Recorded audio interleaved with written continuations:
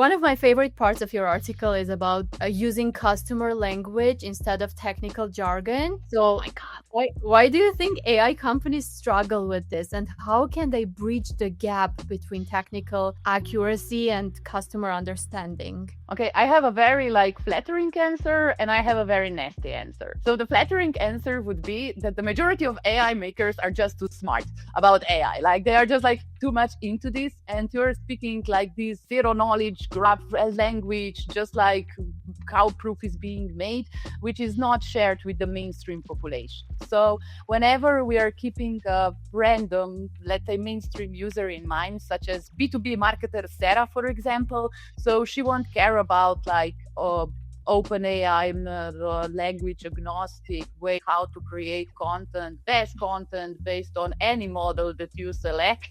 Sarah cares about, will I sound like a robot?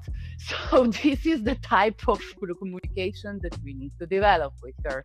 On the opposite side, I mean, whenever it comes to user language and use of it in positioning and messaging, I just love to reverse engineer reviews and transcripts from talking with customers. So I do a lot of those prompting when I'm just look, this was a sales conversation. Can you help me refine my UVP's unique value proposition, meaning your promise to the target audience and unique selling proposition? So why are you the best choice for that persona in a specific area? Why me? Why not somebody else? And this is how I get brilliant and actionable insights. If I'm not in a position when I could be generating my own customer language, so I can either ask AI to act synthetically as my persona, or I could be feeding it data from the websites of my competitors and try to develop positioning with a little bit more down this line, who are they missing out?